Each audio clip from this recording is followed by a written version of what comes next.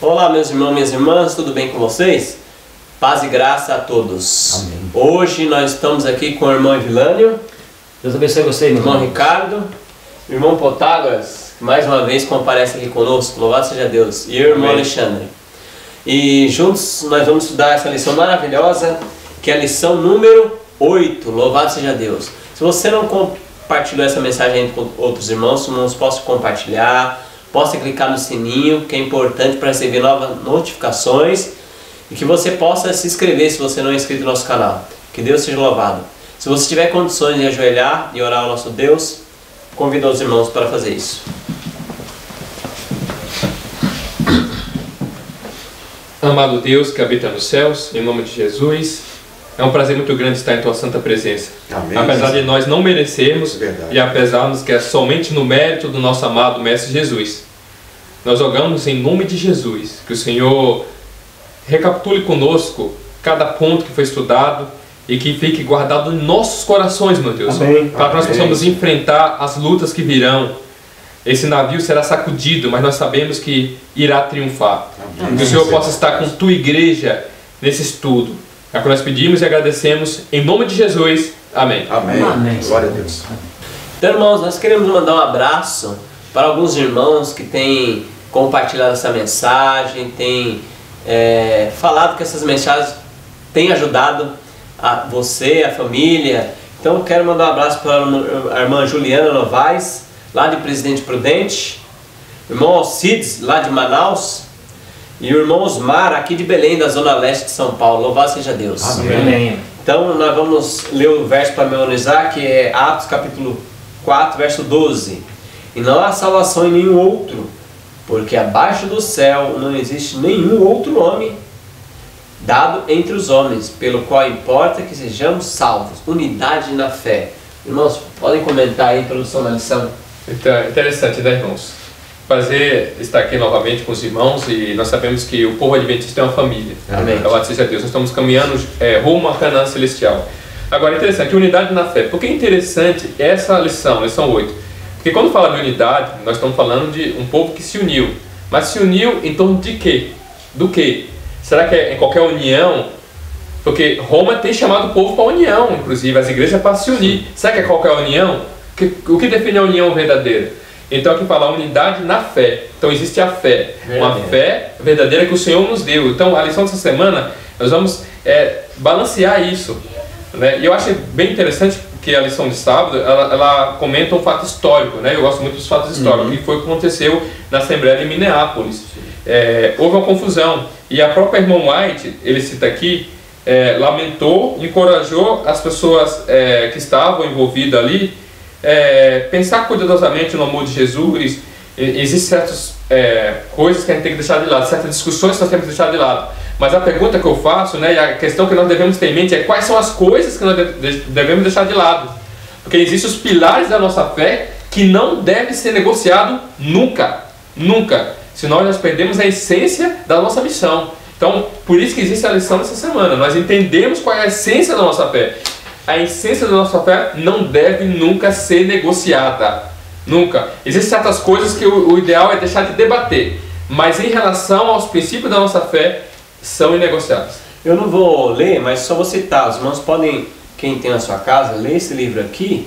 Vai falar na página 198 do assunto que o irmão Protágoras falou. Aqui ela fala que fé e obras andam juntas.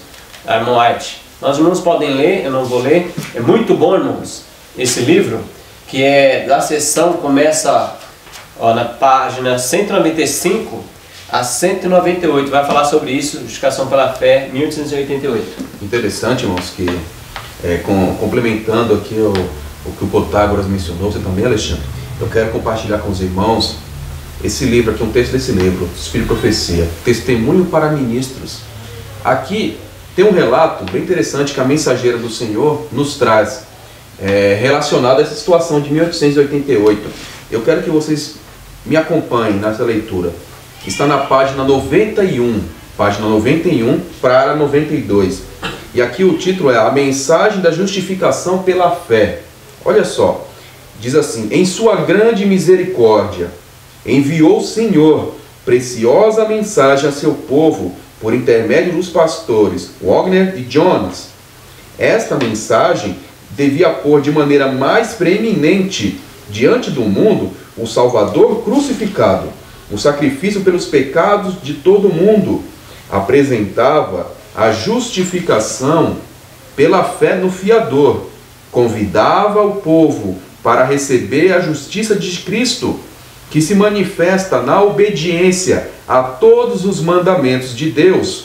E aí continua: muitos perderam Jesus de vista, deviam ter tido o olhar fixo em sua divina pessoa, em seus méritos e em seu imutável amor pela família humana.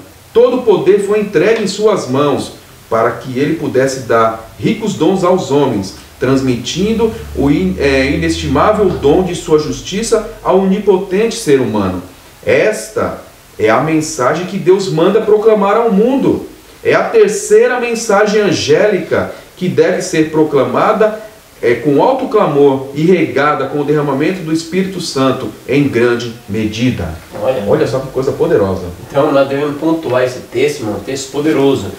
Uma das coisas falou que nós temos que pregar essa mensagem. E a justiça de Cristo se manifesta onde? Na obediência. Ou seja, quando a gente aceita Cristo como Salvador, o que se manifesta que a gente aceitou Cristo? A obediência. Que é a consequência. Isso. Quando você aceita Cristo, aí a consequência é você obedecer. Agora, a Bíblia fala que nós temos fé na verdade, não em teorias e em filosofias. Fé na verdade. Eu vou dar alguns textos aqui para os irmãos conferirem, não vamos ler esse texto, ó.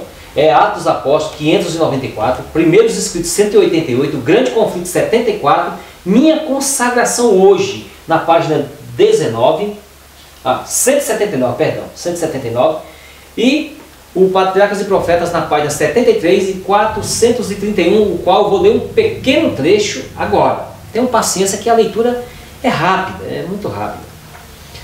Muitos não querem aceitar a Cristo antes que lhes fique claro todo o mistério do plano da salvação. Recusam o olhar da fé, embora vejam que milhares têm olhado para a cruz de Cristo e eles estão curados. A eficácia desse olhar.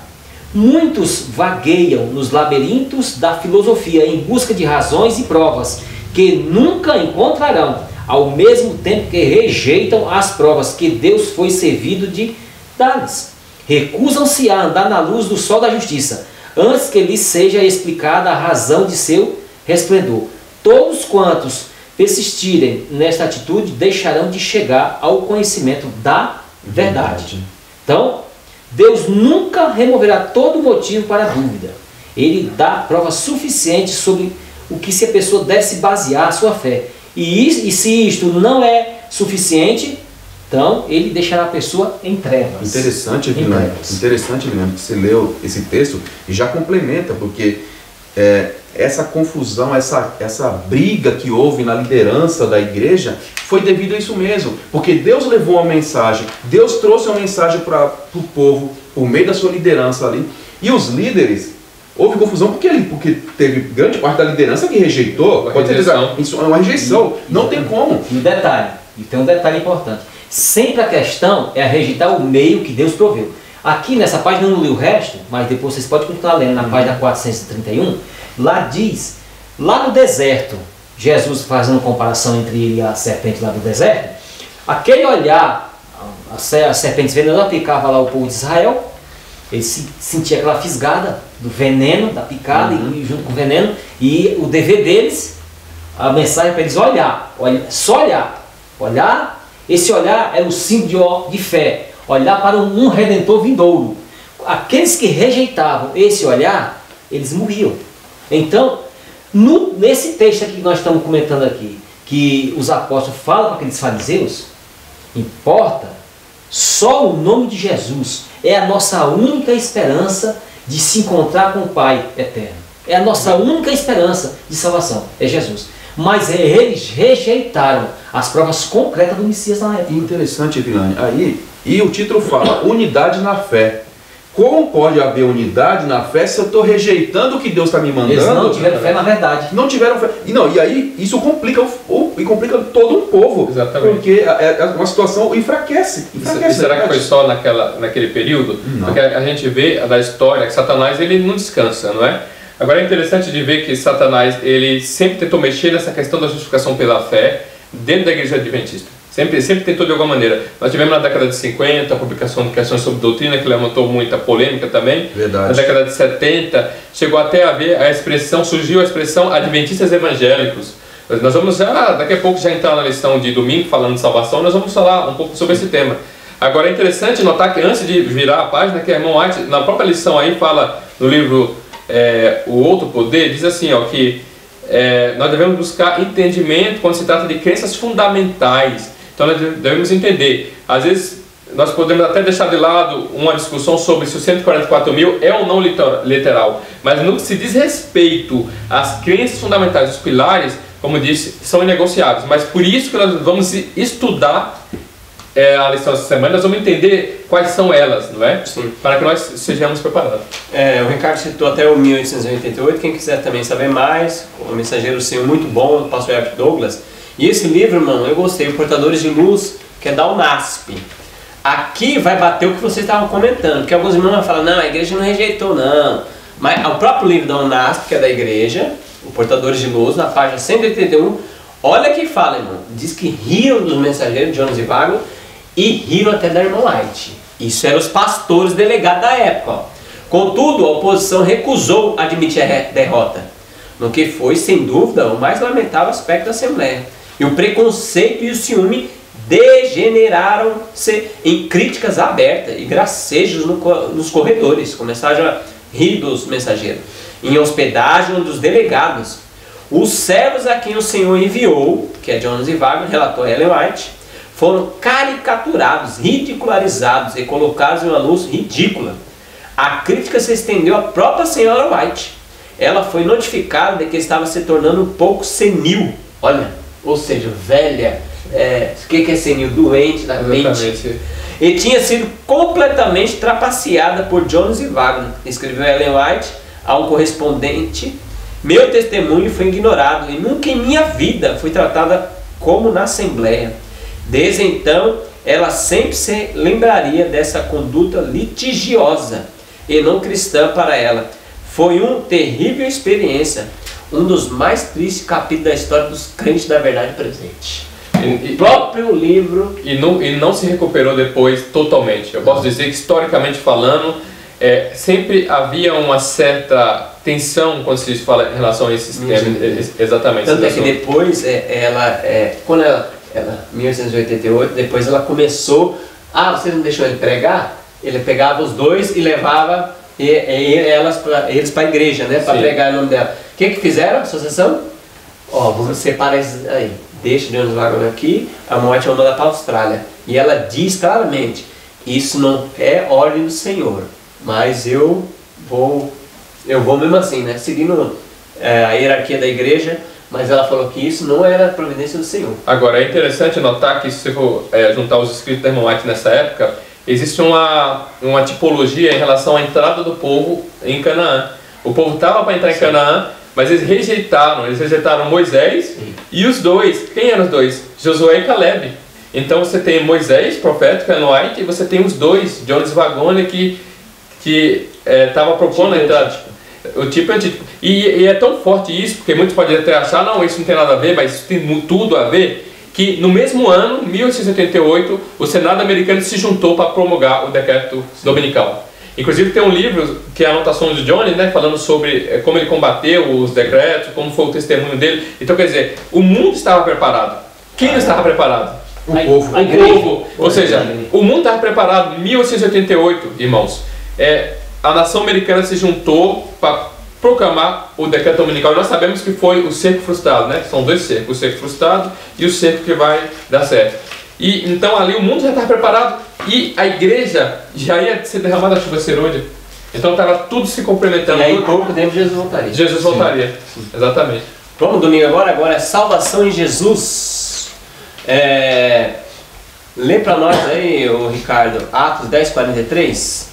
Atos 10:43, nós vamos ler esse texto e nós vamos comentar salvação em Jesus o domingo inteiro. Vai lá, ou seja, então só resumindo, então nós vamos passar para os pilares da fé. Quais são os pilares que são inegociáveis e que a irmã White fala aqui que nós devemos ter uma unidade, não é? E aí nós vamos, o primeiro é salvação pela fé, salvação em Jesus. E aqui, irmãos, a Bíblia que eu vou usar para ler é a King James, tá? A versão é a King James Fiel de 1611. No capítulo 10 de Atos, verso 43, diz assim: e a este dão testemunho todos os profetas, que por meio de seu nome de Jesus, todo aquele que nele crê, receba a remissão dos pecados. E aí, só para os irmãos comentar, ó, Romanos 3, verso 24 e 25, fala que é salvo gratuitamente. 1 João 2,2 é perdão dos pecados de todos que o aceitar. 1 João 4, 9 a 10, o amor de Deus se manifestou por nós em Cristo. Em 1 Pedro 2, 21 a 24, ele deixa-nos exemplos para nos seguir. Então comenta, irmãos, o que é a salvação de Jesus aí? Olha, eu gostaria de... Esse tema é um tema, como eu disse, de certa forma espinhoso. Por que é espinhoso? Porque a gente está falando de pilares da nossa unidade. Agora, muitos serão tentados a dizer que esse é um ponto que nós temos em comum com as outras igrejas. Mas eu quero dizer que não é. Porque a salvação pela fé que nós pregamos não é igual à salvação pela fé que a maioria das igrejas prega. Não é. Não é. Então, existe um evangelho eterno e o evangelho evangélico, né? O pastor Paulo Stennis, que faleceu semanas atrás, ele costumava falar bastante disso. Então, a salvação em Jesus que nós pregamos, a salvação em Jesus que a igreja apostólica pregavam, é diferente da salvação que se pregam hoje pelos evangélicos, que infelizmente já perdeu muito, né, daquilo que eles foram. Sim. Então, e ao longo da história, atacaram a nossa igreja, houve ataques, principalmente da linha calvinista, que é uma linha que crê uma salvação em Jesus totalmente diferente da nossa. Sim. A salvação que está baseada na ideia da predestinação. Então, a ideia da predestinação significa que não há necessidade nem de transformação, se você for olhar bem, sim, porque você já está predestinado. Mas aí que está o problema, Protágoras, assim, que é um problema gravíssimo. Se não há necessidade de transformação, então você então Jesus, o sangue de Jesus, ou das duas uma, ou você não aceitou Jesus Cristo como seu Salvador e Senhor da sua vida, para você seguir as suas pisadas, conforme está escrito, ou Jesus não tem poder. Das duas uma. Aí isso fica a escolha da pessoa, das duas uma. Eu, particularmente, eu acredito que todos vocês, nós cremos que Jesus tem poder. Então, se não há transformação, é porque a pessoa não está se permitindo ser transformada. Exatamente. É verdade? E eu até li aqui, uns minutos antes, eu quero ler de novo, só esse trechinho de novo. Olha só, isso é importante. Diz aqui, ó, convidava o povo a receber a justiça de Cristo, que se manifesta na obediência a todos os mandamentos de Deus. Então, quando eu aceito Jesus Cristo como Salvador, quando eu aceito Jesus Cristo, a justiça de Jesus na minha vida, vem no meu ser o poder de Deus. Que a salvação é santuário, ou seja, os evangélicos ficam só no pátio. Sim. Ou seja, o evangelho eterno em que os adventistas sempre pregou, mas tem uns aí que tá querendo mudar, é justificação, santificação e glorificação. É 3 tempos. Não é o pátio acabou. Ou seja, Jesus está onde hoje? Normalmente é mais para frente, né? Jesus está onde hoje? No Santíssimo. E ao ele sair, nós já sabemos o que vai acontecer. Assim, é interessante que fala lá que aqui está a paciência dos santos, os que guardam o mandamento de Deus e a fé de Jesus, não é? Agora, lá em Gálatas 2:20 diz assim, Paulo fala, vivo não mais eu, Cristo vive em mim. Esse é o evangelho eterno. Imagina uma pessoa dizer, o que significa eu dizer, vivo não mais eu, Cristo vive em mim? Significa que é como se as atitudes que eu tomo são as mesmas que a atitude que Cristo tomaria, eu estando naquela situação. Agora a pergunta que eu faço é, será que eu teria coragem, no meu serviço, na minha escola, no meu dia a dia, de dar a outra face, de alguém me ferir e eu realmente fazer o que Cristo faria? Por isso 1 Pedro 2, 21 a 22, porquanto para isso fosse chamado, pois que também Cristo sofreu em vosso lugar, deixando-vos exemplo para seguir seus passos, a qual não cometeu pecado, nem dolo algum se achou em sua boca. Qual foi o exemplo que ele deixou? Olha, Então, essa é a salvação bíblica, salvação do Evangelho Eterno. 1 Coríntios 2,17. Se alguém está em Cristo, é nova criatura. Então, esse é o Evangelho Eterno. E aqui, Potágio, se você me permite, Romanos, capítulo 1, verso 16, ainda fala. Paulo falando assim, porque eu não me envergonho do Evangelho de Cristo. Não me envergonho, pois é o poder de Deus para a salvação de todo aquele que nele crê. Mas salvar do quê, né? Salvar do quê? Primeiro do judeu e também do grego. Me salvar do quê? Qual é o problema desse mundo? Qual é o problema desse mundo? O problema desse mundo é o pecado, ele me libertar do pecado. Mateus 1, 21, diz claramente, o Filho do Homem viria a esta terra para salvar o seu povo dos seus pecados, e não dos pecados. Essa questão aí da predestinação tem várias dificuldades. Uma, que não respeita o livre-arbítrio. Não respeita o livre-arbítrio. A outra dificuldade, que não precisa de obediência. Vocês, quem acredita nisso, nessa questão da predestinação, tem uma ideia assim. Já eles apontam, citam alguns textos equivocados em relação a Israel. Israel tanto faz obedecer a Deus como não, de todas as maneiras está salvo. Tá?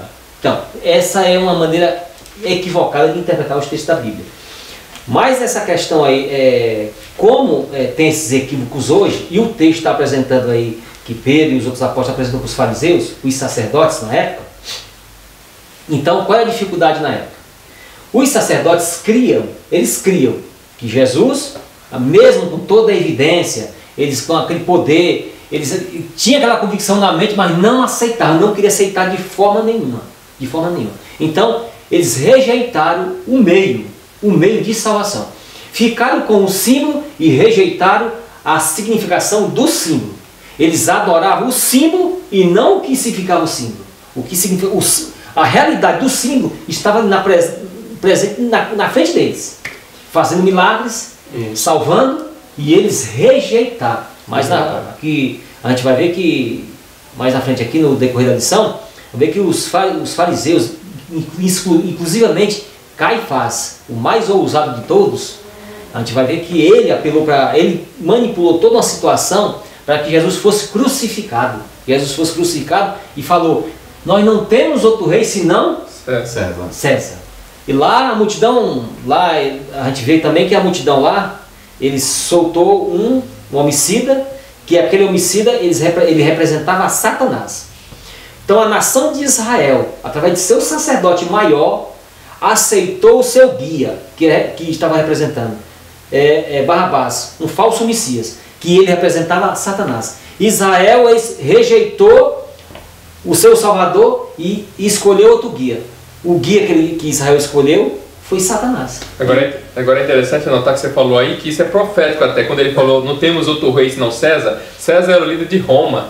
E nós sabemos que nos últimos dias tem a mensagem de caiu Babilônia. E Roma vai voltar à ascensão novamente. A supremacia. E muitos, infelizmente, de líderes apostatados do cristianismo vão dizer a mesma coisa. Não temos outro líder senão Roma. Agora, voltando a essa questão da predestinação, por que é importante nós citarmos sobre isso? Porque a nação americana, que é a nação que levou o protestantismo para o mundo, ela foi muito influenciada por essa ideia de Calvino. Calvino influenciou os peregrinos, pais peregrinos, puritanos, que fundaram a nação americana. Então a maioria deles queria essa ideia. Então, as pessoas que eram arminianas, era a minoria, elas se sentiam, vamos dizer assim, como você está em menor número, você se sente acuado.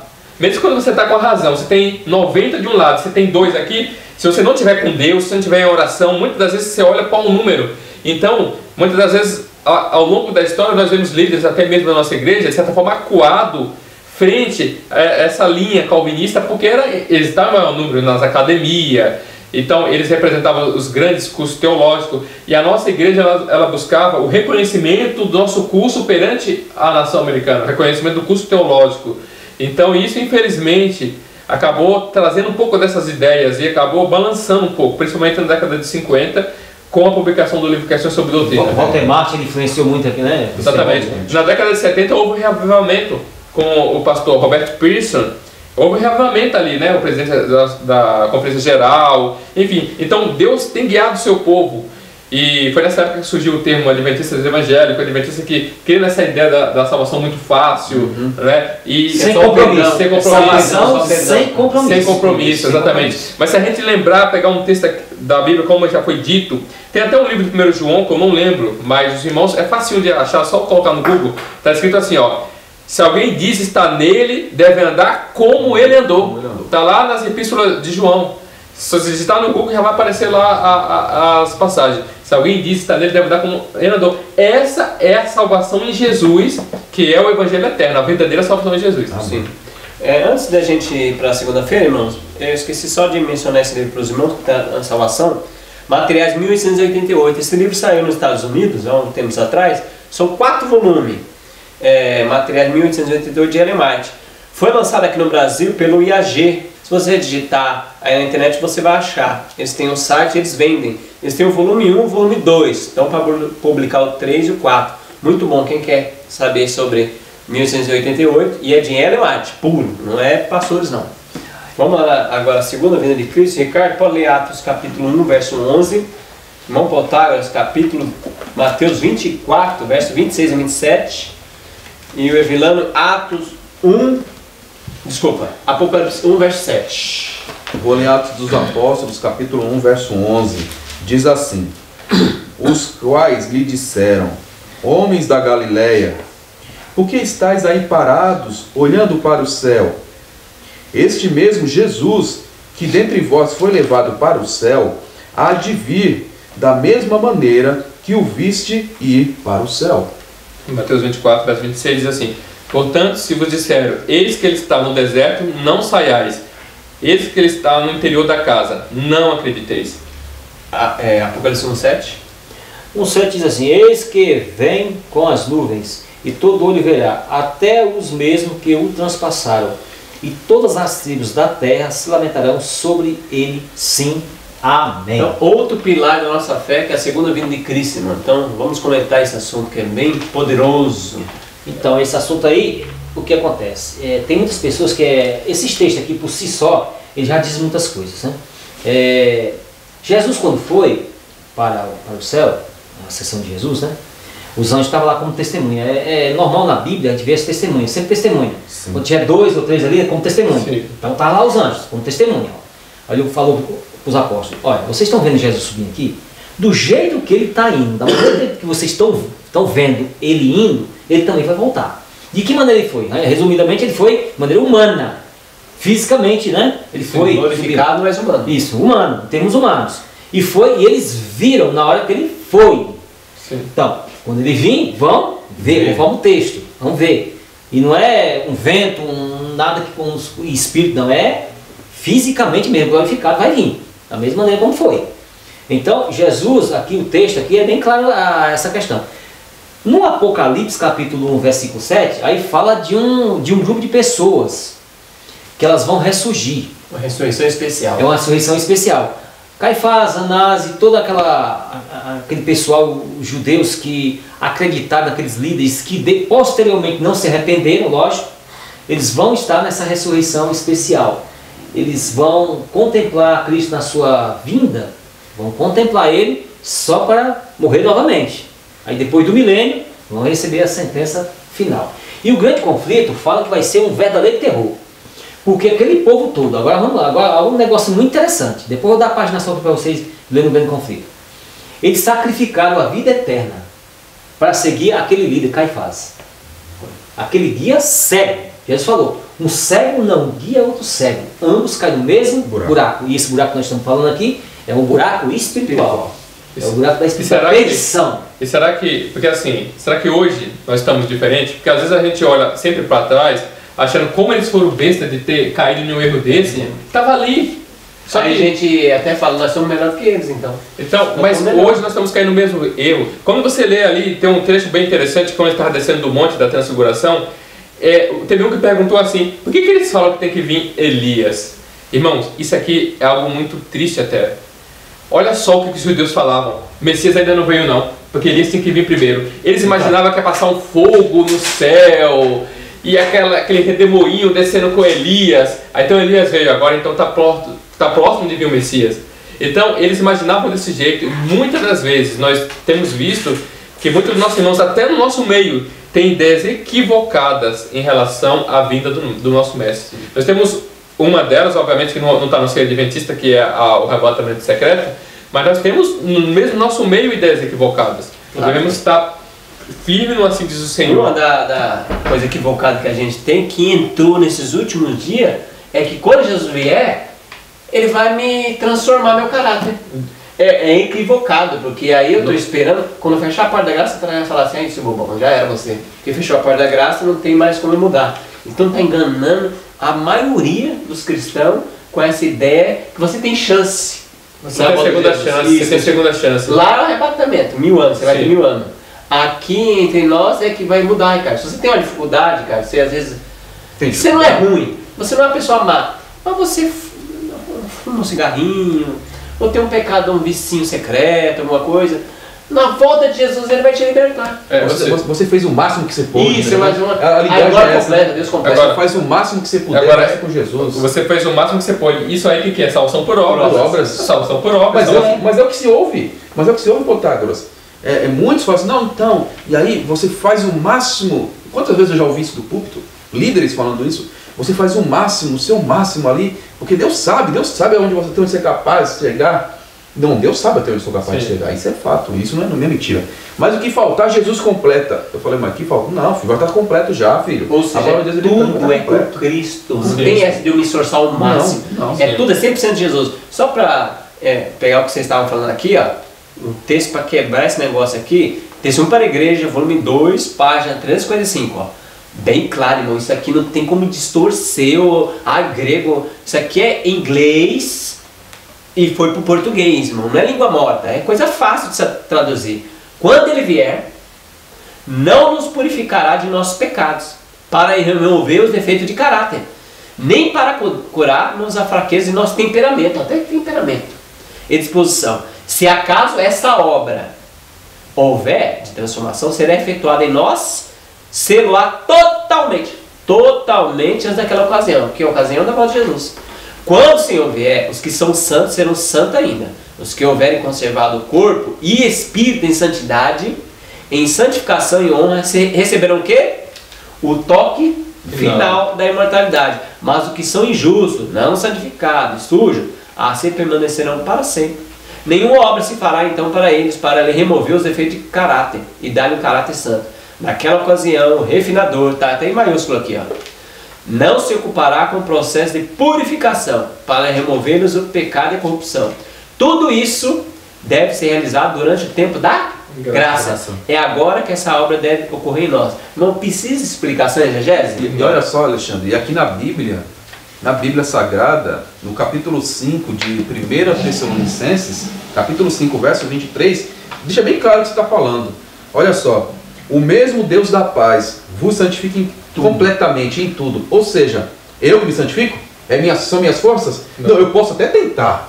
Mas de acordo com o que Pedro falou, ou que Paulo falou, é Deus que santifica, é Deus que faz a obra em você. Você tem que permitir. E ainda fala mais aqui, ó. E ora a Deus que todo o vosso espírito, alma e corpo sejam preservados. Corpo, alma e espírito. Preservado, ou seja, você está preservando aquilo ali, preservado, irrepreensível. Quando fala irrepreensível, quer dizer que não tem repreensão, não tem o que falar, não, tem uma manchinha aqui, não tem. Fala que é para Deus, que Deus conserve irrepreensível. Então ele está batendo Bíblia e Espírito junto. Não tem como. Não, e aí, irrepreensível para a vinda, não é na vida, é para a vinda. Ou seja, certeza então, vai na vinda? Não, é para a vinda. Então quando ele chegar, está encontrar irrepreensível para a vinda nosso Senhor Jesus Cristo. Está aqui, 1 Tessalonicenses capítulo 5, verso 23. Sempre cremos, isso desde os pioneiros, que antes de Jesus voltar, a porta da graça fecha. E cai o quê?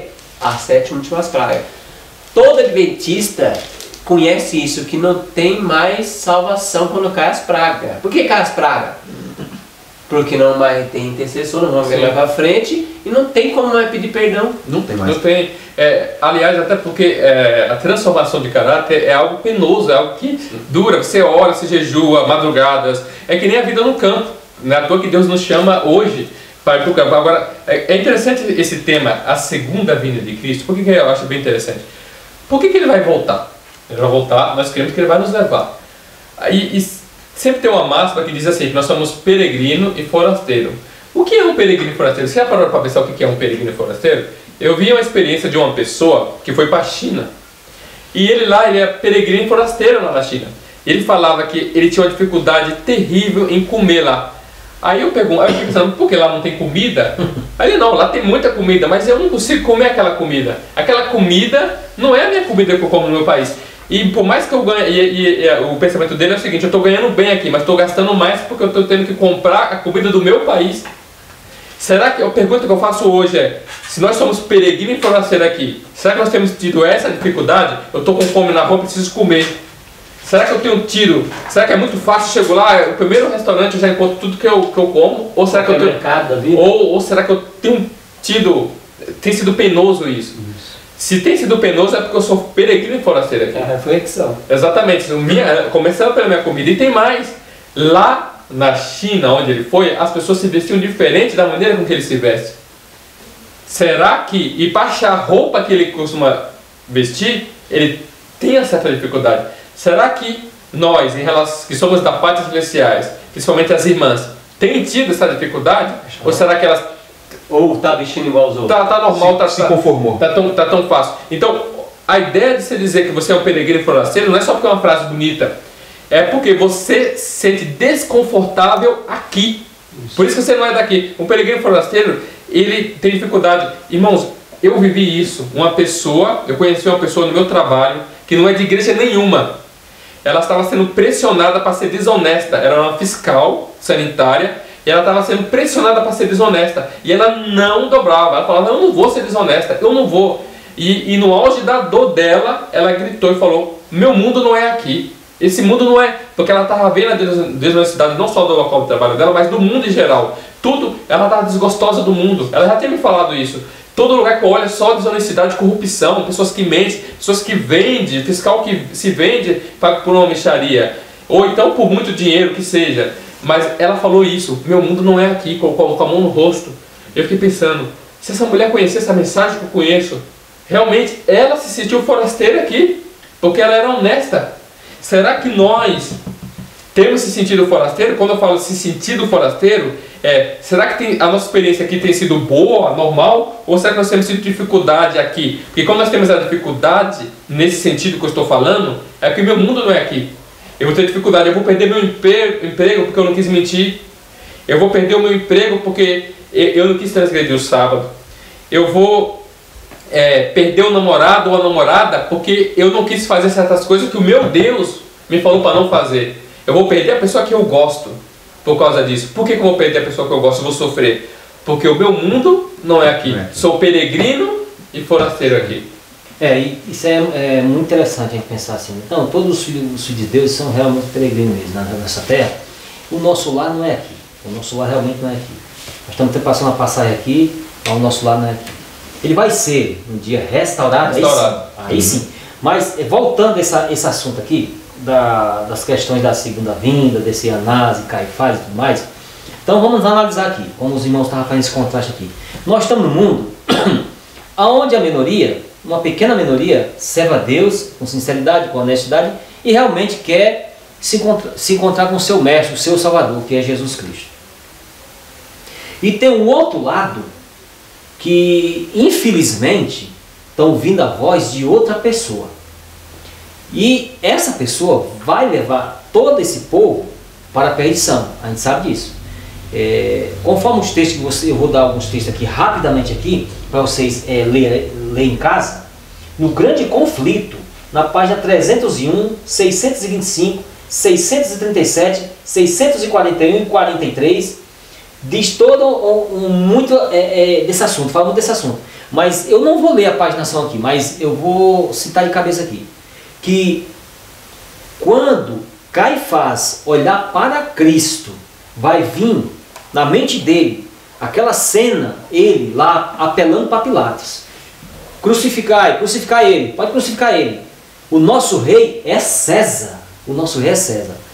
E aquilo ali, aquele tormento, aquela cena de horror que ele vai contemplar, e tarde demais para se arrepender. Tarde demais. Todo um povo, o mundo todo, você pode imaginar o mundo todo estará ali presente diante de Cristo, na cidade santa, depois do milênio, já depois do milênio, contemplando toda aquela cena, milhões e milhões de pessoas reunidos para serem condenadas, porque sacrificaram a vida eterna. Por quê? Por causa de dinheiro, pensamentos filosóficos querendo combater a posição firme das Escrituras, negando o peso da evidência das Escrituras, e ideias querendo combater aquilo que é claro, está claro, não tem para onde ir, não tem como negar. A pessoa sacrificar a honra, a consciência, por causa de dinheiro, de filosofia, de um pastor, de um papa de uma igreja, de um pastor evangélico, de todos os líderes. Gente, falo com toda sinceridade para você. Se você agora, através da palavra de Deus, aqui, a palavra de Deus, inspirada por Deus, e dos livros do Espírito de Profecia, você se negar a Jesus, de todos esses escritos que provam que Jesus é seu Salvador, mas junto com todas as doutrinas e princípios que Ele quer que a gente guarde pelo seu poder, a gente negar isso aqui, não resta mais nada não. É só, a questão é só uma consequência final, que está para chegar. Então, o mundo todo vai fazer, eles fazem uma pressão agora em nós, e vão fazer uma pressão maior ainda, que vai vir um tal de um decreto aí, vai vir uma pressão maior. Sim. E essa pressão maior aí, só os que vão vencer essa pressão é os que aceitam Cristo com toda a sua verdade no coração, de maneira honesta e sincera. Então qualquer pessoa, seja qualquer credo, qualquer religião, que negue a Jesus como seu Salvador pessoal, junto com toda a verdade, a sua sentença, o que você vai receber de recompensa é o lago de fogo. É nessas palavras, eu não posso ficar iludindo ninguém aqui. É essa a verdade. Agora, eu e você se negar. Agora, isso é bem interessante você falar, por quê? Porque existe um conceito de unidade errada, entrando até em nosso meio. Unidade, então, não é pegar e jogar de lado as verdades, vamos se unir. Não, a unidade verdadeira é essa daí. Interessante que quando foi que o povo de Israel deixou de ser a igreja verdadeira? Foi no ano que, quando Estevão foi apedrejado. Mas aí, olha só, muitos pegam esse texto aqui, ó, que a igreja, quando começou, estava reunida em oração, e o Espírito Santo desceu. Estava 120 pessoas ali no livro de Atos, fala que estavam 120 pessoas orando, e eles receberam o Espírito Santo. Mas a igreja, naquela época, ainda era o povo de Israel, ainda era milhões de pessoas. Só que quem é que estava unido em um só pensamento? 120 pessoas. Ou seja, Israel deixou de ser igreja quando Estevão foi apedrejado, mas não estava a nação inteira unida em um só pensamento. 120 pessoas. Irmãos, a irmã White fala aqui no livro Eventos Finais sobre esse assunto. Aqui na página 168, no capítulo, acho que você ela diz assim, ó: temos esperança de ver toda a igreja reavivada? É uma pergunta que ela faz. Tal tempo nunca há de vir. Ou seja, se nunca vai haver um tempo onde toda a igreja vai estar reavivada, então, logicamente, nunca vai haver um tempo onde a igreja vai estar totalmente unida, no sentido em números, não é?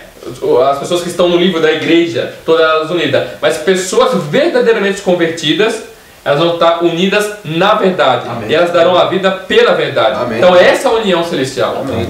Esse ponto que você falou aí, eu li na paginação, eu não vou ler, mas eu li na paginação do Grande Conflito, nas páginas do Grande Conflito, que Israel começou a se afastar de Deus quando Jesus foi crucificado, através do seu líder, Caifás, quando ele pronunciou que o sangue dele caia sobre nós e sobre nossos filhos. Lá na paginação que eu dei para vocês, vocês vão encontrar a leitura que diz assim: que aquilo ali, o céu ouviu e anotou. O céu ouviu e anotou. Quando foi no ano 70, se cumpriu ao pé da letra. Mais de 1 milhão de judeus ficou lá, espetado lá em Jerusalém.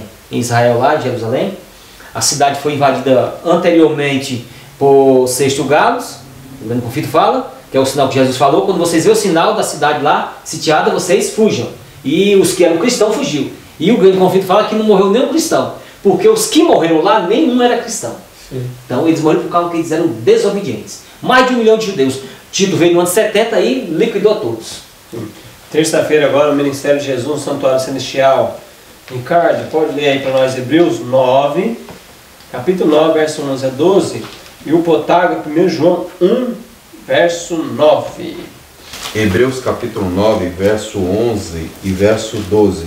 Diz assim: Mas Cristo, ao vir como sumo sacerdote das coisas boas que virão, por meio de um tabernáculo maior e mais perfeito, não feito por mãos, isto é, não desta construção, nem pelo sangue de bodes e novilhos, mas por seu próprio sangue, entrou uma vez por todas no santo lugar, tendo obtido eterna redenção para nós. 1 João 9. 1 João 9 diz assim: Se confessarmos nossos pecados, Ele é fiel e justo para nos perdoar os pecados e nos purificar de toda injustiça. Olha, então vamos explicar agora o Ministério de Jesus no Santuário Celestial, irmão. Agora, é interessante, o santuário, a gente está falando de pilares da fé. Santuário é uma doutrina bem distintiva, né, do povo adventista, mas é uma das doutrinas mais atacadas ao longo da história também. Então, eu acho bem interessante ser colocada ela aqui como um dos pilares da nossa fé. Devemos ter realmente a unidade nisso aqui. Nós sabemos que Desmond Ford atacou bastante. Em 1980 ele foi demitido. Nós tivemos o Bennett antes. Agora, é interessante de ver que muitos dos argumentos que se usam para atacar a doutrina do santuário são bem superficiais. E o que eu estou querendo dizer como superficial? Um evangélico ele costuma chegar e dizer assim, ó, isso aqui é do Velho Testamento. O que significa isso? Isso é cerimonial. Eles costumam dizer isso. Isso é lei cerimonial. Quando o evangélico diz isso, ele está querendo dizer que isso já caducou com a vinda de Cristo. Agora, o que muitos não sabem é que tudo que é cerimonial, anote isso, meus amigos, tudo que é cerimonial tem que ter um significado bem explicado. Não basta você só chegar e dizer tudo que está ali é cerimonial. Mas, então qual é o significado daquilo? É óbvio que hoje nós estudamos, nós adventistas temos um entendimento bem grande em relação ao significado de cada item. Existem coisas que nós estamos pesquisando ainda, mas tudo. E o santuário, nós precisamos hoje construir um santuário atrás da igreja com um cordeiro para matar? Não, porque aquilo é cerimonial. Mas se é cerimonial, o que aquilo representa? Essa é a pergunta. Quando alguém te dizer isso é cerimonial, então o que representa isso? Então, se o santuário é cerimonial, representa alguma coisa. E o que representa? O que está escrito no livro de Hebreus, o que é? Que é o santuário celestial. Então, eu gosto sempre de dar uns exemplos pequenos. Por exemplo, nós temos lá no Velho Testamento uma lei cerimonial que é aquilo que acontecia de 50 anos, né? Aquela festa lá, né? Que as pessoas, era o jubileu, o ano do jubileu. Aquilo que estava na posse de outra pessoa voltava ao primeiro dono. E quem é que recuperava esse terreno? Era um parente próximo. O parente próximo chegava lá e libertava. Quando eu digo que isso é cerimonial, eu estou querendo dizer que isso tem um significado profético, no quadro profético, não é? E nós sabemos que no quadro profético, o jubileu ele simboliza a nova terra restaurada, quando Cristo vem para reclamar de Satanás da terra. Ele só vai poder reclamar porque ele se tornou nosso parente, assim como aquele homem só podia reclamar o terreno se ele fosse parente. Então Cristo se tornou um de nós para isso.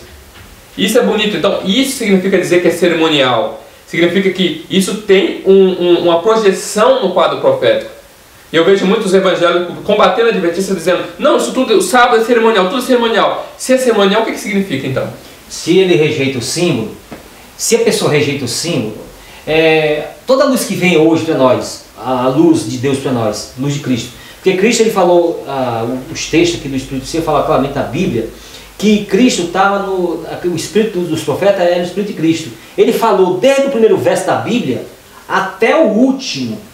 É Cristo falando a todos nós, é a luz irradiante de Cristo. Então o que acontece? O cerimonial, ele era o evangelho em símbolos compactados. Ou melhor dizendo, as festas cerimoniais, cada um tinha um símbolo. E esse símbolo se encontrava tudo em Cristo. A gente já falou aqui algumas vezes a questão do santuário em si mesmo. Vamos dar um exemplo. Jesus está lá no Santíssimo hoje, está lá no Santíssimo, fazendo a expiação. Esse grande dia da expiação que começou em 1844. Lá no santuário, tinha o trabalho diário e o trabalho anual. O que quer dizer isso? Todo dia, na parte da manhã e da tarde, tinha um sacrifício. A pessoa chegava lá, pegava o cordeirinho lá, e lá apanhava as mãos sobre o cordeirinho, confessava, e depois imolava o cordeirinho, e lá parava o sangue. Apanhava o sangue lá na bacia lá. Aquilo, cerimonialmente falando, o símbolo ali, ele confessava o pecado. O pecado dele, simbolicamente, passava para o cordeirinho e era levado lá para o santuário via sangue. Sim. Através do sangue. Lá o sacerdote ia aspergir lá, né? Sim. E levava. Quando era aí no final do ano, no final das festas lá, e tinha o dia da expiação, uma vez por ano, o sumo sacerdote entrava lá. Olha como é interessante isso aqui. O sumo sacerdote entrava lá. Agora, como o santuário estava sujo, agora tinha que limpar. E a limpeza era através do sangue também. Aí fazia todo aquele processo, lançava a sorte lá sobre dois bodes, um pelo Senhor e o outro também pela Azazel, um simbolizando Cristo e o outro simbolizando Satanás. Tudo isso é símbolo. Mas se a gente não estudar isso aí para conhecer esse símbolo, nós vamos compreender a realidade? Não vamos compreender a realidade. Agora o que é que Jesus fez? Jesus, quando subiu ao céu, ele tinha 2 ministérios. Lá no Velho Testamento, lá no santuário, era o trabalho diário e também o dia da expiação. Então o que é que acontecia? Quando Jesus subiu ao céu, que trabalho ele estava fazendo? Conforme o símbolo. Sim. Trabalho diário. Sim. Diário. As pessoas, Jesus estava fazendo trabalho diário. Lá o símbolo diz isso. Uhum. Mas quando foi em 1844, qual foi o tipo de trabalho que Jesus começou a fazer? Expiação. Então, deixa eu ler aqui um texto rapidamente aqui. É no Patriarcas e Profetas, na página 356 a 357. Assim como Cristo, por ocasião de sua ascensão, compareceu à presença de Deus a fim de pleitear com seu sangue em favor dos crentes arrependidos, assim o sacerdote no ministério diário, aspergia o sangue do sacrifício no lugar santo em favor do pecador. O sangue de Cristo, ao mesmo tempo que livraria da condenação da lei do pecador arrependido, não cancelaria o pecado. Este ficaria registrado no santuário até a expiação final. Olha como é interessante. A pessoa confessa o pecado hoje. Fica lá no santuário. E Jesus está purificando o santuário? Ele está purificando? Lá no dia da expiação, quando tinha aquele acerto lá de contrato, ele purificava o santuário lá, que era purificado. Automaticamente quem era purificado? O povo era purificado. Santuário purificado lá, santuário, pessoas purificadas aqui. É assim que acontece. O símbolo se cumpre ao pé da letra. Então a gente joga por terra. Será que a gente joga por terra? Como que a gente pode jogar por terra essa mensagem? Um exemplo, nós estávamos até comentando aqui. Quando eu digo que o meu caráter vai ser transformado na volta de Jesus, eu jogo tudo isso que você falou por terra. Eu li algumas páginas sobre essa questão. Então o que acontece? O que eu estou dizendo assim por trás, nas entrelinhas, é que Jesus vai fazer expiação por mim até a volta dele. E nós sabemos quando a porta da graça se fecha, o que acontece? Você vai ficar sem um intercessor. Posso fazer a leitura aqui? Pode fazer a leitura à vontade. Complementando. Então, mas alguns vão dizer assim que os ímpios vai ficar sem intercessor, os santos não. Olha só que interessante. Será que isso bate? Está batendo? Vamos ver. Vamos ver o que diz a Escritura aí, né? Os escritos, né? Aqui diz a palavra de Deus, né? A mensageira do Senhor, inspirada por Deus, comenta isso daí.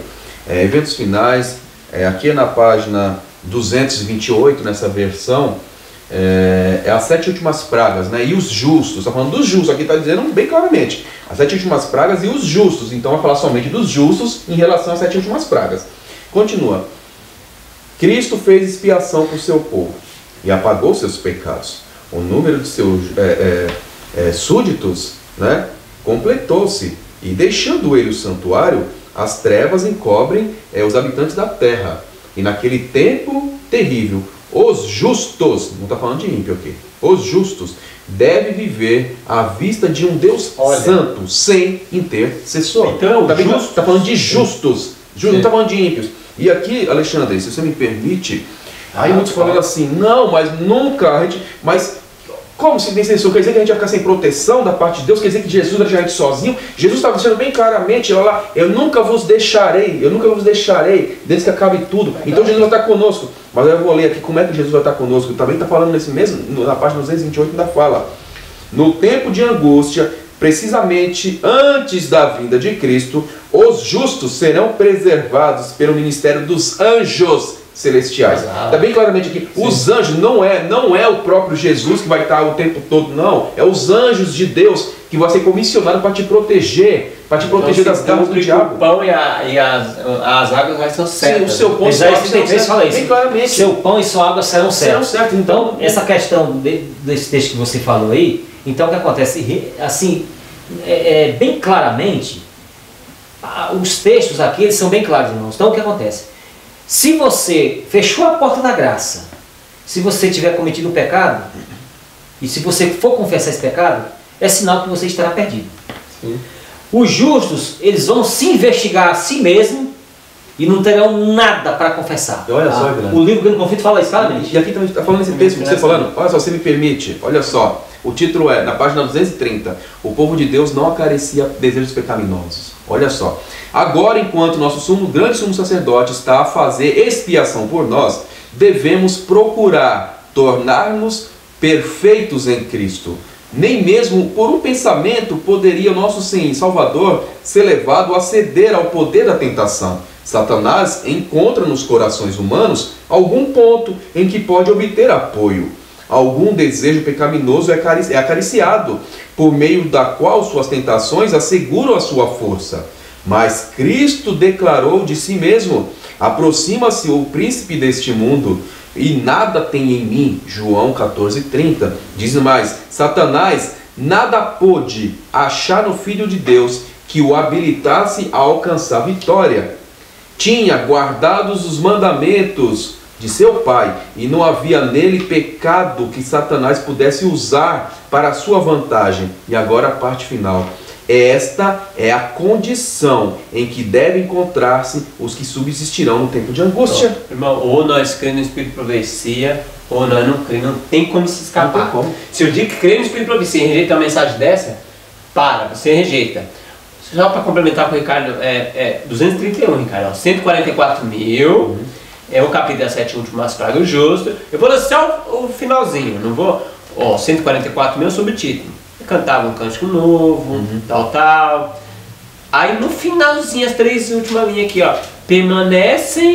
Permaneceram sem intercessor durante o derramamento final do juízo de Deus. Então vai falar aqui dos 144 mil, eles permaneceram sem intercessor, bateram com aquele texto que falou que é o justo. Então 144 mil, o povo da última geração, vai permanecer sem intercessor. A única proteção que ele vai ter é dos anjos de Deus, comissionados especificamente, somente para proteger. Porque eles vão estar selados, né? Estão selados. Eles foram selados já.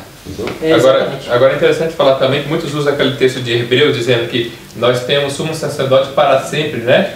Agora Hebreus, verso 25, né? Verso 25 do livro de Hebreus. Sim. Mas agora é interessante notar, se o irmão quiser fazer uma pesquisa, se o irmão em casa for pesquisar, vai ver que o livro de Hebreus está querendo dizer que tudo que faz no antítipo, que é o santuário, você faz uma vez só. Em que sentido? No santuário terrestre, quantas vezes se matava uma ovelha? Toda hora se matava. Então, aí ele vai dizer lá no livro de Hebreus que o de Cristo, o antítipo, é quantas vezes? Uma só. Você não está matando direto. Porque ele é eficaz. No terrestre, quantas vezes tem que entrar no santuário? Várias vezes, não é? Todo ano e todo dia. Não, aqui uma vez, de uma vez por todas. Por isso que eles usam a expressão de uma vez por todas, lá no livro de Hebreus 9. Aí, os sacerdotes, sumo sacerdote, eles morriam, eles tinham que trocar. Então toda hora se estava trocando o quê? Sim. Sacerdote. Agora aqui no livro de Hebreus está dizendo que Cristo é um só sacerdote. Ele não vai passar o sacerdócio para outro. Ele não morre. Está dizendo que o sacerdócio de Cristo, o antítipo, ele é superior. Ele não se faz várias vezes, é uma vez só. Não precisa se matar o cordeiro várias vezes, não precisa se entrar várias vezes no santuário, e não se passa, não tem uma linha, uma genealogia de sacerdotes, né? Um morre para entrar o outro, não. É um sumo sacerdote, por isso que ele fala para sempre, é um só. Para sempre é o Deus, é o eterno. Tem aí essa questão aí dessa questão aí do santuário ainda, Tem uma leitura que eu vou fazer rapidamente aqui na página 372 do livro Patriarcas e Profetas. A mesma lei que fora gravada em tábuas de pedra é escrita pelo Espírito Santo nas tábuas do coração. Em vez de cuidarmos em estabelecer nossa própria justiça, aceitamos a justiça de Cristo. Seu sangue expia os nossos pecados. Sua obediência é aceita em nosso favor. Então o coração renovado pelo Espírito Santo produzirá os frutos do Espírito. Mediante a graça de Cristo, viveremos em obediência à lei de Deus, escrita em nosso coração. Amém. Então isso é a verdadeira fé. Amém. A verdadeira fé que purifica a alma, Amém. que nos leva à obediência a Cristo. Vamos quarta-feira agora, o sábado. Outro ponto pilar da nossa fé. Ricardo, pode ler Ezequiel 20, verso 12 e o verso 20. Ezequiel capítulo 20, verso 12 e depois o 20.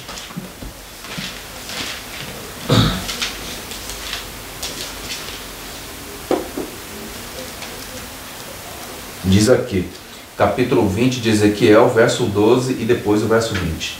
Verso 12. Além disso, eu também lhes dei os meus sábados, para serem um sinal entre mim e eles, para que eles pudessem saber que eu sou o Senhor que os santifica. O verso 20 ainda fala, santificai os meus sábados, e eles serão um sinal entre mim e vós, para que possais saber que eu sou o Senhor, vosso Deus. Então vamos explicar esse outro pilar da nossa fé, irmãos. É bem interessante falar sobre o sábado, porque é muito atacado também, não é? Eu vou falar aqui para os irmãos como eu falo para algumas pessoas, principalmente evangélicos, que vêm me perguntar sobre o sábado, né? Ele vem falando assim, será que o sábado... Em geral tem algumas perguntas que eles mais falam. Primeiro eles vão dizer que é cerimonial, e nós sabemos que não é cerimonial. E por que não é cerimonial? Irmãos, porque vem do Éden. O que está ali no Éden, nada é cerimonial. Vocês podem pegar... Aliás, aqui, a lição dessa semana, irmãos, está falando sobre pilares da fé. Só que ele não colocou todos os pilares da fé. Eu vou colocar para vocês que um dos pilares da nossa fé é o criacionismo. E aqui nos 2 primeiros capítulos de Gênesis está resumido todas as doutrinas adventistas. Aí você fala assim, todas as doutrinas adventistas? Irmão, se você pegar aquele livro de Gênesis, está o plano original do Criador. E por que eu gosto de pegar isso daqui? Porque o Cristo, quando foi no capítulo de Mateus 19, quando os fariseus chegaram apresentando a lei de Moisés para Cristo, dizendo, Moisés deixou da carta de divórcio. Ele apresentou a lei de Moisés, a lei do Sinai. E Jesus colocou uma lei que está acima da lei do Sinai, que é a lei do Gênesis. E na verdade, quando fala lei do Sinai, é aquelas leis, não os 10 mandamentos. Estou falando as outras leis, né? Porque os 10 mandamentos é um resumo da lei do Gênesis. A lei dos 10 mandamentos é um resumo. Por exemplo, quando você vê lá, não matarás, onde foi que Deus deu a vida para o homem? No Éden. Quando Deus fala lá, não adulterarás, onde foi que Deus deu o casamento? No Éden. Quando Deus fala lá, lembra-te do dia do sábado, onde foi que Deus deu o sábado? Lá também. No Éden. Onde era que o homem adorava a Deus frente a frente? No Éden. Aí Deus fala, não falasse mais de escultura. Então os 10 mandamentos é o resumo do plano original que está ali no Gênesis. E como você pega o Gênesis, os 2 primeiros capítulos, você vai ver no capítulo 29 a doutrina da alimentação. O capítulo 20, o verso 29 diz assim, ó, eis que vos tenho dado toda erva que dê semente, que está sobre a face da terra, e toda árvore em que há fruto que dê semente, e você usar para o alimento. Aqui está a alimentação original. Então aqui está uma doutrina adventista, a doutrina da alimentação. No capítulo 2, nós já temos o sábado. No capítulo 2, no verso 18, já temos o casamento. E nós temos outras doutrinas aqui no verso 26 do capítulo 1, nós temos a mordomia cristã. E nós temos aqui, no capítulo 2, verso 7, diz assim, ó, formou o Senhor Deus o homem do pó da terra, e soprou em suas narinas o fôlego de vida. E o homem foi feito homem vivente. Aqui nós temos a doutrina do homem, de uma maneira holística, dizendo que não tem alma imortal. Porque aqui está dizendo que Deus formou um boneco da terra, soprou o fôlego de vida, que essa palavra fôlego é a mesma palavra que é espírito, tanto é que a palavra espírito vem de inspirar, Inspirar fôlego de vida, e nós temos aqui a alma. O homem não tem alma, o homem se tornou alma. Então aqui nós já temos a doutrina da mortalidade condicional, da imortalidade condicional da alma. Então nós temos toda a doutrina. E quando nós entramos no capítulo 3, que é a queda, nós já vemos a doutrina do santuário entrando ali. Ou seja, então está tudo aqui no início da história da humanidade. E por que eu fiz questão de pegar aqui a origem da humanidade para falar sobre o sábado, que é o que nós estamos falando aqui? Porque muitos vão vir com algumas perguntas. A primeira delas: por que vocês não guardam os outros sábados? Porque lá tinha outros sábados, né? Sábado, sétimo ano. Sábados cerimoniais, né? Isso. E por que eles são cerimoniais? É simples, porque eles não estão no Éden. Por isso que eles não são cerimoniais. E aí quando você vai estudar eles, você vai ver que eles têm uma tipologia, eles têm um símbolo. Então vocês vão ver que são feriados que representam a ressurreição de Cristo, outro, o sétimo ano vai representar, muitos até falam que é o milênio celestial. Os sábados caem na semana, caem dias variados. Exatamente. Na verdade, a palavra sábado significa feriado. Hoje, se você for traduzir respeitando todas as regras, feriado. Então, por exemplo, se você for olhar na folhinha que está errado, os dias de vermelho são feriados. Então eles colocam os domingos de vermelho, né? Então, é o pensamento que eles têm, eles veem o domingo como feriado. E quando cai, por exemplo, um dia um feriado, por exemplo, 2 de novembro, está lá de vermelho porque é um feriado. Então, qualquer dia santo que tinha na semana, que era uma festa, era um feriado. Ele se chamava de sábado. A palavra sábado significa descanso. Mas todos esses sábados não estão no Éden e eles têm uma simbologia. Você pode estudar lá, você vai ver o que eles significavam. Por isso que eles já caducaram. Mas o sábado, o sétimo dia que vem do Éden, não caducou. É algo que é o plano original de Deus. Então, irmãos, a gente fica pensando assim, nós sábado a nossa igreja está firme e tal. Ninguém nunca vai balançar essa ideia de sábado. Tem um texto aqui, a mensagem de Coríntios, volume 1, página 204. Olha que o ômega vai fazer, está fazendo e vai fazer ainda na nossa igreja. O capítulo é Alicerce da Nossa Fé, 204 e 205. O inimigo das nossas almas tem procurado introduzir suposição de que uma grande reforma devia efetuar entre os advintes do sétimo dia. A reforma devia efetuar-se e que essa reforma consistia em renunciar às doutrinas que servem como pilares da nossa fé, que a gente está estudando, e empenhar-se um processo de reorganização. Foi o que aconteceu em 1950, que o irmão Podarás está falando. Se tal reforma efetuasse, qual seria o resultado? É uma pergunta. Seria rejeitado os princípios da verdade, que Deus em sua sabedoria concedeu à igreja remanescente. Nossa religião seria alterada de adventista sétimo dia para adventista evangélicos.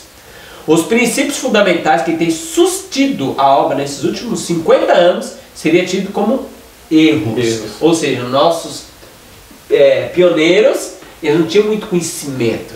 Foi errado, nós somos mais cultos. Estabeleceria, olha o que ele vai explicar, estabeleceria uma nova organização. Escreveceria livros de ordem diferente, falando contra a Bíblia, Espírito e Profecia, os que os pioneiros escreveram. Introduziu um sistema de filosofia intelectual, ou seja, nós agora temos faculdades, os pioneiros não tinham. Até teve um que falou que a irmã White nunca fez teologia, ela não faz exegese. Olha que absurdo, irmão, isso é satânico.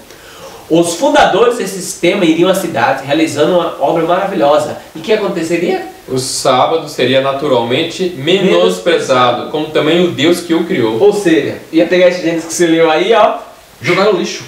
Só 3 linhas aqui, ó. Coisa alguma se permitiria opor ao novo movimento. Ou seja, sim, enquanto esse movimento não excluir. Ensinariam os líderes se a virtude melhor do que o vício, mas removido Deus colocaria sua confiança no poder humano, ou seja, na exegese, a qual sem Deus nada vale.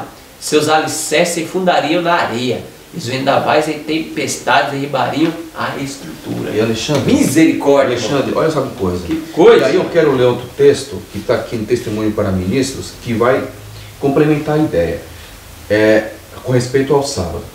Veja, eles iriam menosprezar o santo dia de Deus, resumindo, iriam induzir o povo a pecar, porque a verdade é essa, porque o povo adventista, desde quando Deus fundou essa igreja, o povo tinha sempre uma consideração, um respeito pelo santo dia de Deus. Sim. O povo levava a sério isso daí, porque a palavra de Deus tem que ser levada a sério. A gente não está aqui brincando. Claro. O diabo não brinca de ser diabo, de ser demônio conosco. Ele está levando a sério, ele esmaga mesmo. Ele é que nem um leão quando vai caçar um animal pequeno. Ele morde com a mesma força para não deixar escapar. Ele não quer saber se eu sou criança ou se eu sou adulto. Ele não tem misericórdia.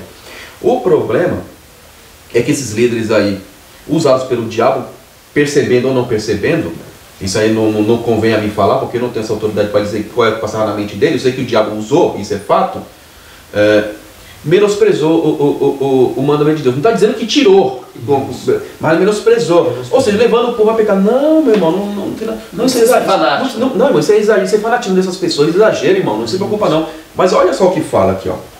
Página 134, testemunhos para ministros, testemunho direto para pastores aqui, para pastores. Né? Aqui está falando assim, o capítulo é elevada norma de Deus. Olha só o que diz. O sinal da obediência é a observância do sábado do quarto mandamento. Ainda continua. Se os homens observarem o quarto mandamento, observarão todo o resto. Então, deixando bem claramente, se eu observar o sábado, não é assim, não, tem que fazer, porque senão, né? Senão se eu não fazer isso, vou ser disciplinado. Se eu não fazer isso, minha mãe vai reclamar. Não. É de coração, porque ama a Deus, que está disposto a honrar a Deus do que pecar. Sabe, tipo José, tipo Daniel, sabe, tipo Elias, sabe, esses homens, mulheres, que colocaram isso na mente, não, eu vou honrar a Deus, porque Deus é digno de honra e louvor. Se eu for sofrer sanções, sofrer perseguição, vou deixar minha vida na mão de Deus.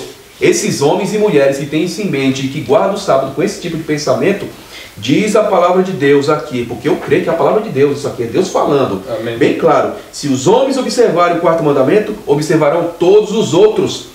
Então não vai ter dificuldade com os outros, não. Se ele observar o primeiro, vai observar os outros. Isso que você está falando, cara, é tudo pelo poder de Deus. Pelo poder de Deus, é bem claro. Não é se esforçando e Deus completa. Não existe isso. Tudo pelo poder de Deus. 100%. Deus transformando a vida.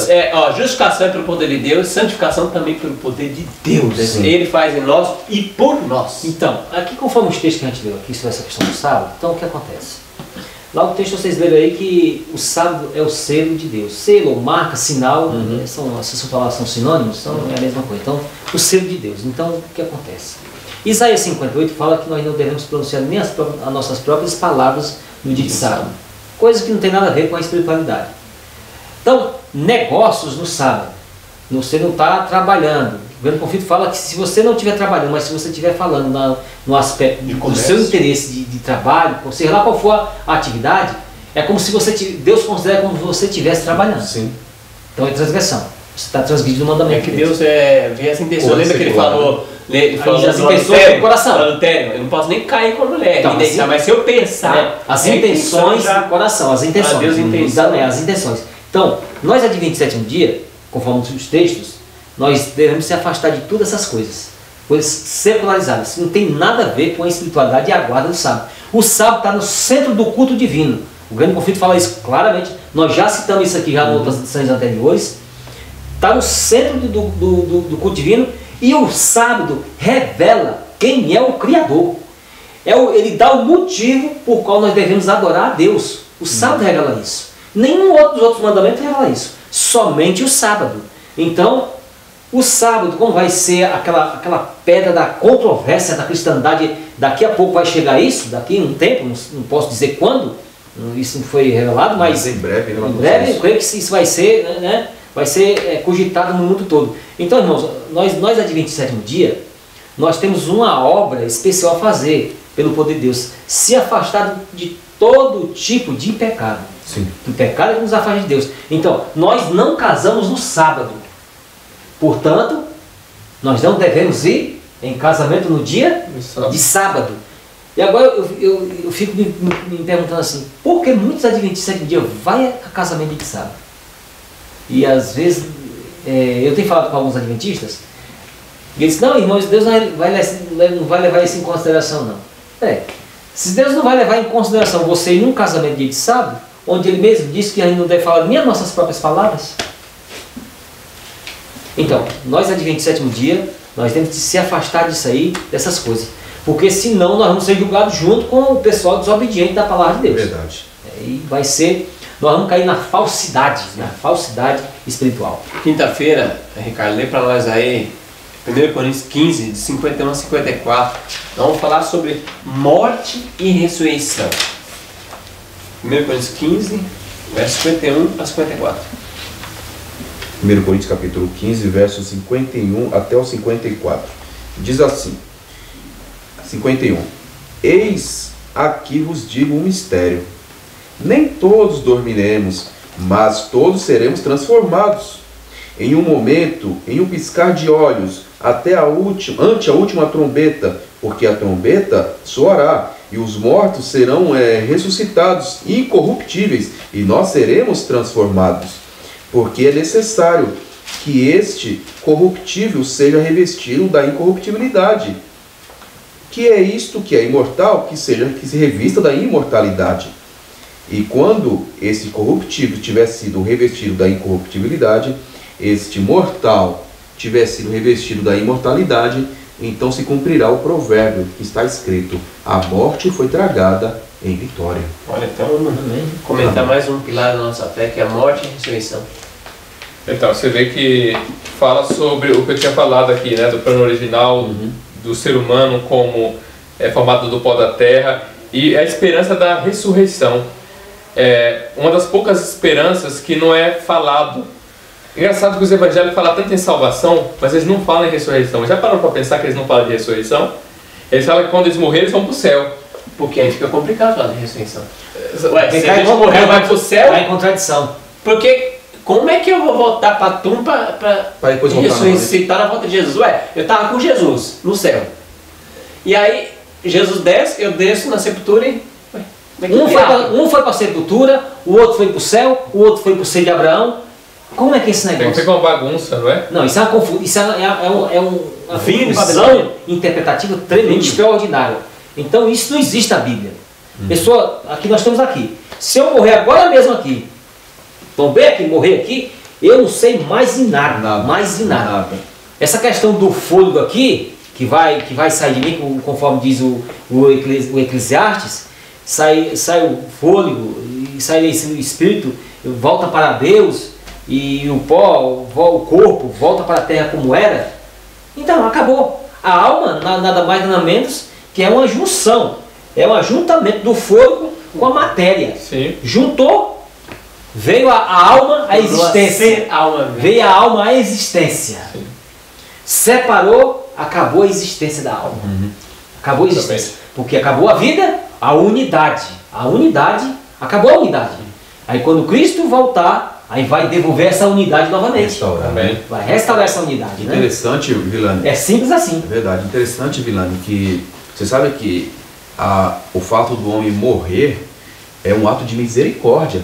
É um ato de bondade e misericórdia. Grande misericórdia. Deus. Porque, vejam só, o Protágoras mesmo mencionou a respeito do Éden aqui, que tudo se converge ao Éden. Glória a Deus por isso. Porque até no próprio Éden, Jesus nos libertou. Nós deixamos de ser escravos também no próprio Éden. Deixamos de ser escravos no próprio Éden. Mas isso ficou para um outro momento. Mas o que eu quero falar é o contexto da mortalidade. Veja, o Adão e a Eva, nós sabemos da história. Eles foram lá, eles desobedeceram, pecaram. Se Deus permite que eles fiquem lá e se alimentem daquela árvore da vida, eles seriam pecadores imortais. Gente, olha só, se o homem viver em média 80 anos, que é a média do mundo mais ou menos, 80 anos, alguns com mais saúde vivem um pouco mais, mas a média geralmente no máximo 80. Assim, pessoa saudável. Se vivendo nessa média, nós estamos vivendo tragédia, o ar está difícil de respirar, entendeu? Está difícil de conviver com tanta maldade.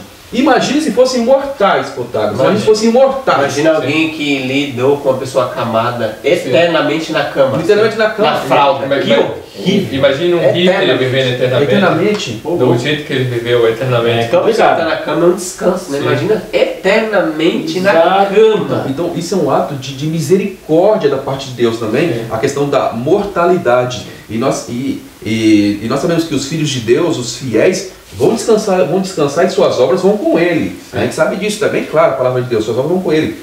E naquele dia, os que forem fiéis, Jesus vai vir trazer seu galardão. Jesus fala: venha meu filho, né?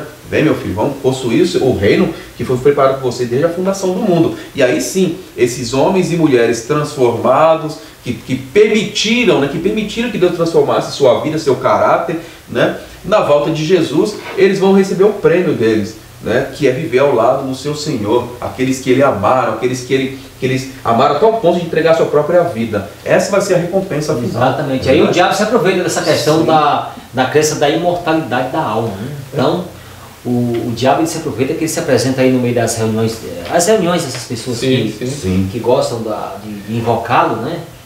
Na realidade estão pensando que estão invocando o espírito lá do bem, né? O Deus da pessoa que morreu, né? Exatamente. Aí ele lá, quando ele ultrapassa a barreira da física, né? Sim. Aí se apresenta lá, eu sou fulano e tal, sou seu pai, sou sua mãe, morreu, a pessoa morreu, né?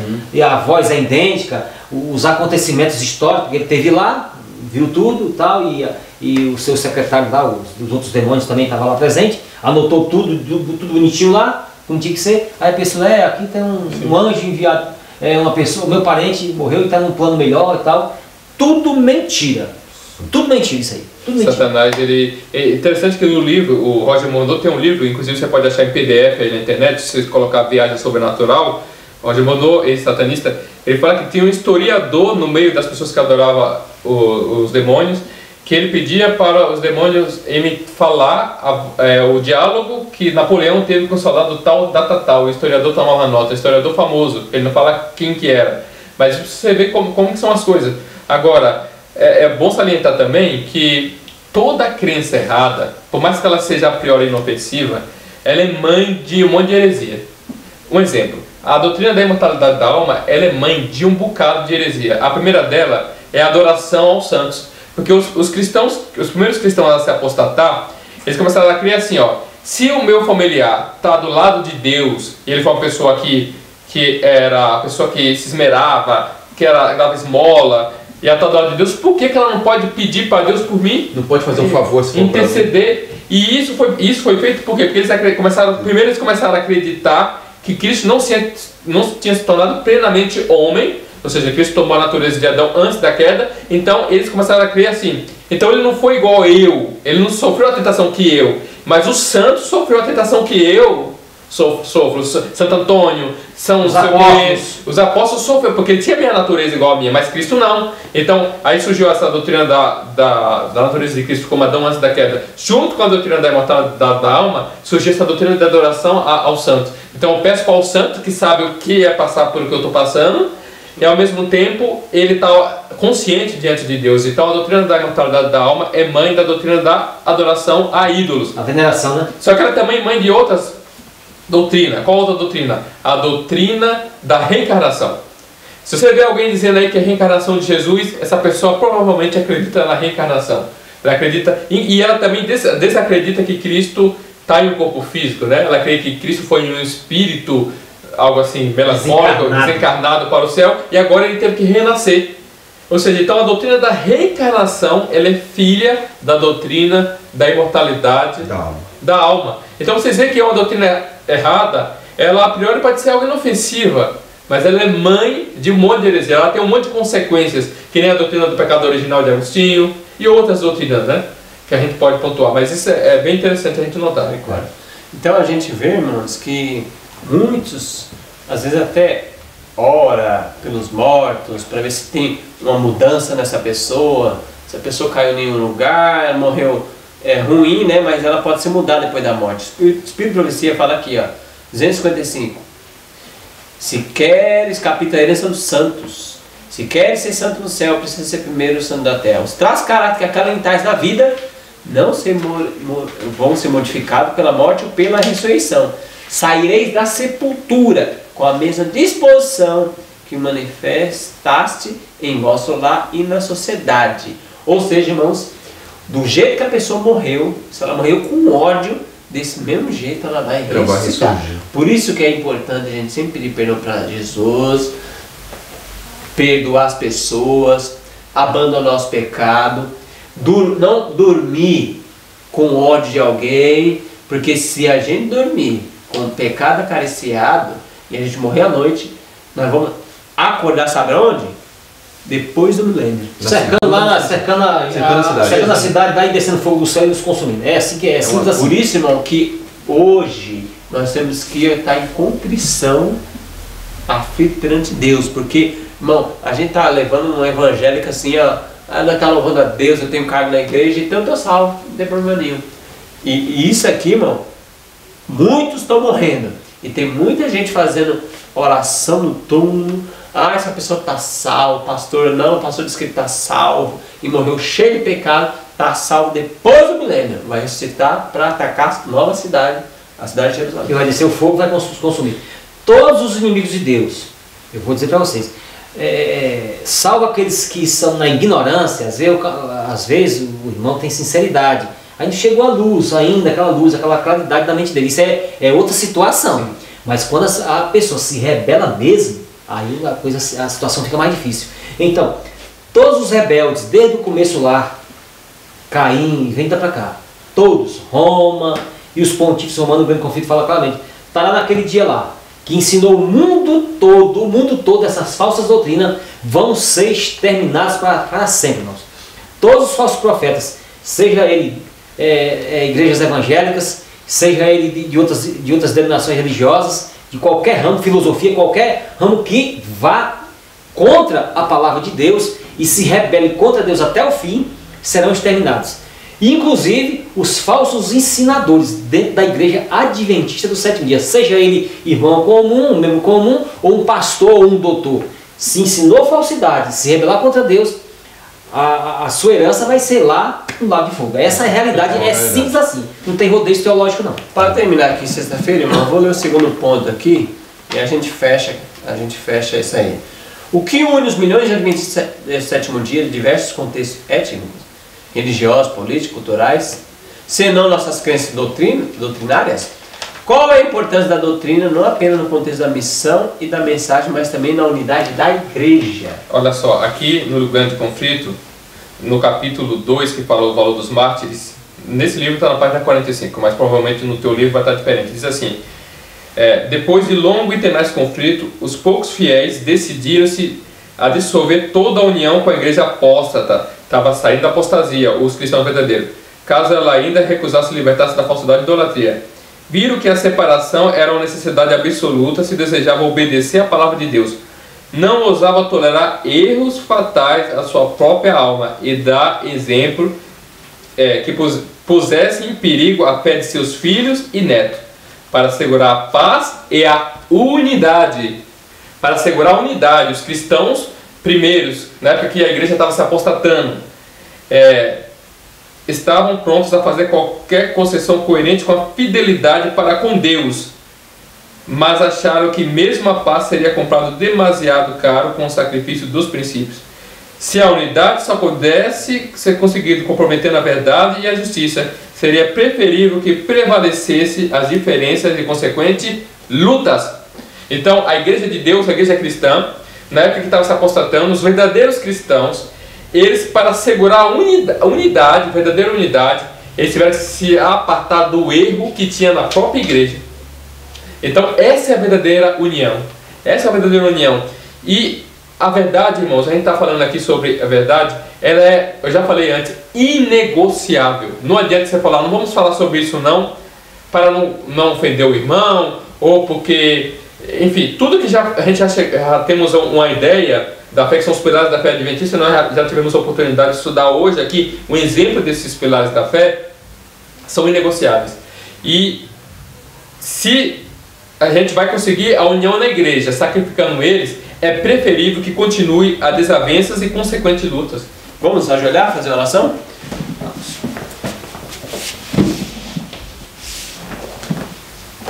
Senhor Deus, maravilhoso Pai, graças pela tua misericórdia, pelo teu amor, por ter dado tanta mensagem poderosa para a nossa igreja. Amém. Amém, meu Senhor. Muito obrigado por ter dado a Bíblia para nós e ter dado o espírito de profecia, Deus. Ó Deus, ajuda-nos a colocar em prática tudo que o Senhor tem nos mostrado, Deus. Ajuda-nos a ficar firme nos pilares da fé, da verdade. E que todos os irmãos que são ovelhas do Senhor possam se unir na verdade, Deus. Amém. Amém. E junto a gente fazer um exército poderoso para pregar as 3 mensagens angélicas. Abençoe a nós aqui, abençoe os irmãos que estão nos assistindo. Abençoe toda a família deles. Que possa ser iluminado pelo teu poder, pela tua glória, em nome de Jesus. Amém. Amém. Amém.